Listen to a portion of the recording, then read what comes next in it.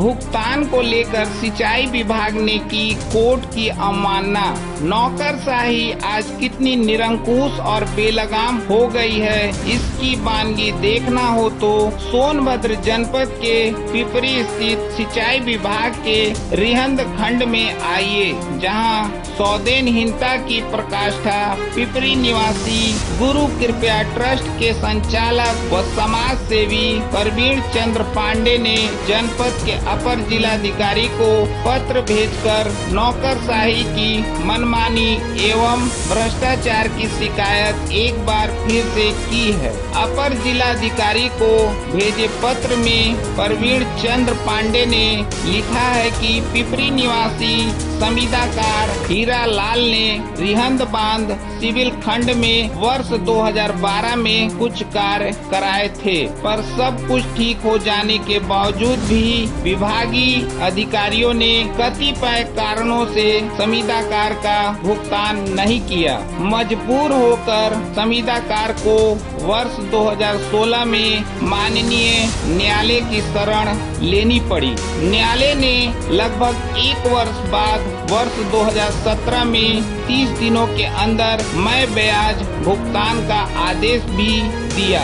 Court के आदेश के बावजूद संविदाकार का भुगतान नहीं हुआ, जिससे वह पैसों की कमी के चलते 2017 में ही चल बसा। संविदाकार हीरा लाल की मृत्यु के बाद उनके पुत्र संतोष विभाग का चक्कर लगाने लगे, मगर नौकरशाही के आगे उनकी एक नहीं चली और भुगतान फिर भी नहीं हुआ। कुछ माह पूर्व जब वह वर्तमान अधिशासी अभियंता पंकज पाणी शुक्ला से मिले, तब उन्होंने कहा कि जाकर विभाग के सहायक अभियंता अजय पांडे से मिलो, तुम्हारा भुगतान हो जाएगा। इस संबंध में जब वह सहायक अभियंता से मिला तो उसका आरोप है कि उससे 15% कमीशन की मांग की गई। यह सुनते ही संतोष ने बताया कि उसके घर खाने के लाले पड़े हैं, तो वह कमीशन का भुगतान कैसे करेगा। इस पर सहायक अभियंता ने कहा कि तुम्हारा भुगतान बिना ब्याज के 2 किस्त में कर दिया जाएगा।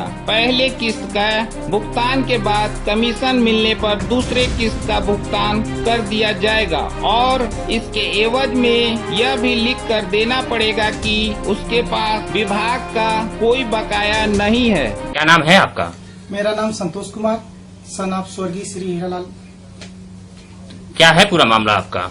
मामला हमारा ये 2012 से सिंचाई विभाग में हमारा पिताजी का जो है पेमेंट रुका हुआ है। पिताजी काफी समय से सिंचाई विभाग में ठेकेदारी का कार्य कर रहे थे, तो 2012 से उनका पेमेंट रुका हुआ है, जो कि उसके चक्कर में काफी जो है हम लोग दौड़ भाग किए, ऑफिस दौड़ते रहे लगातार, लेकिन पेमेंट के लिए कोई सुनवाई नहीं हुई। फिर उसके बाद धीरे धीरे पिताजी की तबीयत खराब होने लगी। हम लोग फिर भी ऑफिस दौड़ के जाते रहे कि तबीयत खराब हो रही है, पैसा जो है समय से दे दीजिए ताकि इलाज करा सकें। उसके बाद भी पेमेंट नहीं हुआ। फिर तबीयत ज्यादा खराब होने के बाद बनारस BHU ले गए पिताजी को, वहां जो है कैंसर की पुष्टि हुई। फिर लेके आए भागे भागे, फिर उसके बाद ऑफिस गए, वहां फिर बताया कि कैंसर हो गया है, कृपया जो है पेमेंट कर दिया जाए ताकि हम समय से इलाज करा सकें, इनकी जान बचा सकें। उसके बाद भी पेमेंट नहीं हुआ। उसके बाद धीरे धीरे करते करते जो है पिताजी ने कहा कि ऐसा है कि अगर पेमेंट नहीं करेंगे तो हम कोर्ट का शरण लेंगे, न्यायालय का शरण लेंगे। उसके बाद न्यायालय का शरण भी हम लोगों ने ले लिया 2016 में। 17 में जो है न्यायालय का आदेश भी आ गया, जो कि हमारे पास है न्यायालय का आदेश। उसमें साफ साफ लिखा है कि जो है मूलधन के साथ साधारण ब्याज के साथ जो है इनका पेमेंट 6,88,000 समथिंग कुछ जो है कर दिया जाए। उसके बाद भी 10/7/2017 को न्यायालय का आदेश आ गया था। उसके बाद से लगातार आज हम दौड़ रहे हैं, 2017 से दौड़ रहे हैं। अभी तक किसके किसके पास गए हैं आप? बड़े साहब हैं, पहले भी गए थे। अब इस समय बड़े साहब आए हैं श्री पंकज पाणी शुक्ला, अधिशासी अभियंता।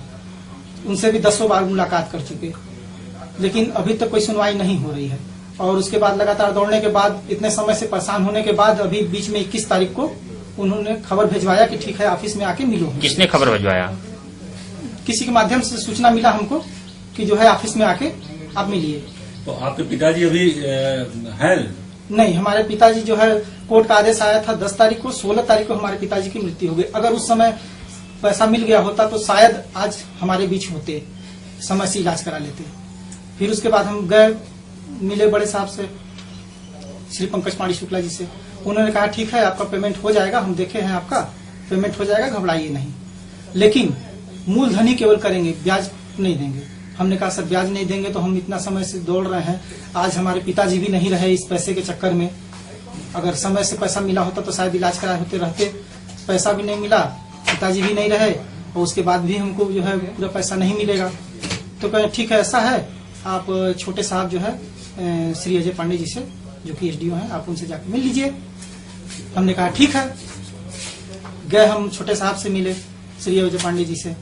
उन्होंने कहा कि ठीक है हो जाएगा, लेकिन कुछ खर्चा बर्चा जो है लगेगा। हम कहे साहब हमारे पास तो खाने को भी पैसे नहीं। तो बोले कि ठीक है सब हो जाएगा, आप तैयार तो होइए। हम कहे ठीक है, क्या करना पड़ेगा? तो बोले कि पेमेंट आपका 2 पार्ट में करेंगे, मूलधन 2 पार्ट में करेंगे, एक पहला पार्ट करेंगे उसमें आप जो है 15% कमीशन दे दीजिएगा, उसके बाद आपका जो है बाकी पेमेंट हो जाएगा। तो हमने कहा ब्याज? तो बोले ब्याज नहीं हो देंगे, उसके लिए लिख के देना पड़ेगा आपको कि हम ब्याज के लिए कोई क्लेम नहीं करेंगे। तो हम कहे सर इसमें भी पैसा लेंगे, उसके बाद हमको भी लिख के देना पड़ेगा। तो कहे नहीं, अब अपना सोच लीजिए, आपके पास समय है, अपना सोच लीजिए। तो अब आप क्या चाहते हैं?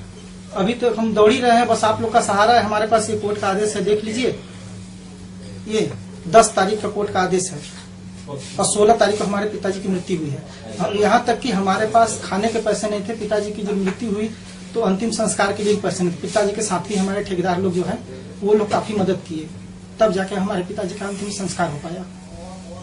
और तब से आज तक हम दौड़ रहे हैं ऑफिस में, कोई सुनवाई नहीं हो रही है। बस आप लोग का सहारा है, हमारी मदद कीजिए। सर एक ठेकेदार हैं हीरालाल जी, जो स्वर्गीय हो चुके हैं, लेकिन उनका भुगतान अभी तक नहीं मिल सका है, जो 3 साल पहले ही उनको कोर्ट ने आदेश दे रखा है। तो क्या है सर ये पूरा मामला? ये हीरालाल एक ठेकेदार थे हम लोग के, जिन्होंने वर्ष 2010-11 वगैरह में कोई कार्य किए थे। तत्कालीन अधिशासी अभियंता जो थे उनसे मेरी बात हुई, उन्होंने बताया कि चूंकि यहाँ पे जल विद्युत निगम पैसा देता है तो जल विद्युत निगम से उनको पूरा धनराशि आवंटन नहीं हुआ था। उस समय के जो एक्सीएम थे श्री हरिओम गुप्ता साहब, उनसे मेरी बात हुई तो उन्होंने कहा कि भाई उस समय आवंटन नहीं हुआ था, इसलिए उनका भुगतान नहीं हो पाया। बाद में मेरे संज्ञान में ये बात आई तो मैंने उनके घर वालों को पत्र भेज के बुलवाया। उनका कोई ठेकेदार की डेथ के बाद प्रोविजन ये रहता है कि आपस में भाई बहन और उनके भी जो भी वारिसान हैं वो लोग आपस में अपना एक कोर्ट के जरिए और शपथ पत्र के जरिए एक अपना देते हैं कि भाई किसको हम पेमेंट करें। तो उन्होंने अपना आपसी समझौता करके और कोर्ट से एक वारिसान लेके और हमारे यहाँ एक प्रस्तुत किया है अपना दावा। तो अभी मेरे ख्याल से हफ्ते 10 दिन पहले उन्होंने ये दिया है, तो उसके ऊपर अभी हम चेकआउट करवा रहे हैं और धन की मांग भी हम कर रहे हैं कि अगर प्राप्त नहीं हुई होगी उनको उस समय तो हम धन की मांग भी कर रहे हैं, जैसे ही मिल जाता है। ऐसा सर सुनने में आ रहा है कि कमीशन भी मांगा जा रहा है उनसे, तो ये क्या है? नहीं, मेरी तो इस संबंध में उनसे मेरे ख्याल से मुझसे तो ऐसी कोई बात ही नहीं है। अब मेरे कार्यालय में अगर किसी ने कहा है तो इसकी मैं जांच करवा लूँगा।